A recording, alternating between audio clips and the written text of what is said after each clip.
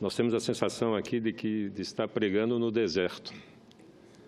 Está se falando, e todos concordam, que a reforma trabalhista ela pode aprofundar a crise econômica. Todos os senadores concordam. Nós experimentamos isso na Comissão de Assuntos Econômicos. Ali a reforma foi debatida, discutida, o próprio relator criticou a reforma. O governo tomou a iniciativa de mandar uma carta compromisso, mas essa carta de compromisso não resolve. Não resolve porque tem alguns pontos na reforma que não podem prevalecer. Por exemplo, o negociado sobre o legislado. Eu fico imaginando a situação de um trabalhador que vai pedir um emprego. Ele só tem um produto a oferecer, que é a força de trabalho dele. E numa situação de pleno desemprego, como nós estamos vivendo, quando 14 milhões de trabalhadores estão desempregados, como é que ele vai barganhar preço pela única mercadoria que ele dispõe, que é a sua força de trabalho? Ou seja, vai haver uma imposição, né? O patrão vai fazer a oferta e ou ele aceita ou ele vai morrer de fome. Não tem três alternativas, só tem duas. Ou aceita aquelas condições de trabalho, ou então vai passar fome. A mesma coisa é o turno intermitente, a pessoa não sabe nunca quanto vai ganhar e quanto vai recolher para a Previdência. Eu me pergunto o seguinte: quem de fato ganha com a reforma trabalhista? Essa é a minha preocupação. Porque o empregador, eu acho que no curto prazo ele ganha.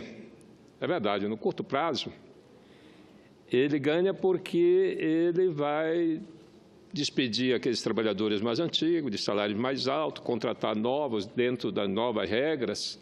Evidentemente que ele vai ter um ganho de custo de produção, vai baixar o custo de produção dele. Agora, vai baixar o custo de produção em função da precarização do trabalho, da redução do ganho do trabalhador. E aí tem consequências. Reduzir o salário do trabalhador reduz o consumo da família. Reduzindo o consumo, reduz os impostos pagos ao governo. Menos imposto significa maior déficit público. E maior déficit público, mais o governo vai tomar emprestado no mercado financeiro, vai se endividar cada vez mais, vai pagar cada vez mais juros e vai ampliar a recessão. Por isso é que eu não entendo essa reforma, porque os trabalhadores reclamam da reforma e os patrões estão calados, que eu acho que os patrões deveriam se posicionar, porque eles vão perder também, porque eles vão continuar produzindo, mas não vão ter para quem vender. Essa que é a grande tragédia dessa reforma.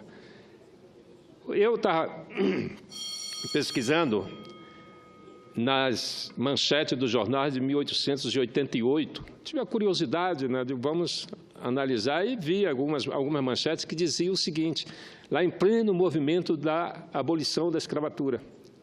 As manchetes diziam que se o imperador abolisse a escravidão no Brasil, a economia brasileira ia afundar, porque não teria mão de obra escrava para tocar a produção. Hoje eu vejo a propaganda do governo dizer que se não aprovar reformas, a economia vai afundar, mais do que já está. Não, é o contrário. A economia vai continuar em recessão com a aprovação, porque os trabalhadores vão ganhar menos, vão consumir menos, vão pagar menos impostos e o país vai mergulhar de uma maneira mais profunda na recessão. Isso vale também para a análise política que eu fiz o ano passado. O ano passado, eu, dessa tribuna, dizia que a opção pelo confronto, o impeachment levaria o país a uma grave crise, porque é o sistema político que, pela primeira vez, foi apanhado pelas investigações. As investigações mostraram uma coisa muito simples de entender, que esse dinheiro que nós estamos assistindo na televisão, nos jornais, todos os dias, né, tem uma prisão, tem uma revelação diferente, mostrando alguns milhões de reais, malas carregadas, transportadas com dinheiro. Esse dinheiro foi que financiou a campanha de 70% dos congressistas, né? Então, esse Congresso aqui está sem condições, não tem autonomia, não falo de legitimidade, eu estou falando de autonomia para tomar decisão.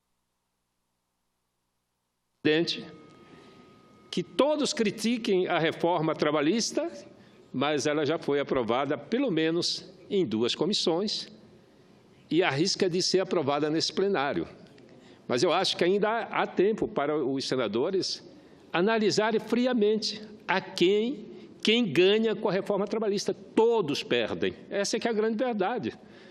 Uma reforma feita, né, sob encomenda para que todos tenham prejuízos, patrões e trabalhadores. Portanto, ainda é tempo de uma reflexão para que a gente faça as mudanças que têm que ser feitas, que aprove o relatório que foi aprovado na Caixa, do senador Paim, que volte para a Câmara e vá se aprimorando e, de fato, se faça uma reforma que modernize e não aquela que as manchetes do jornal de 1888 anunciavam como, não é, o fim da economia brasileira. A reforma não vai ajudar, ao contrário, se essa reforma for aprovada, a economia brasileira vai caminhar, vai continuar, não é, em profunda recessão. Era isso, senhor presidente. Obrigado.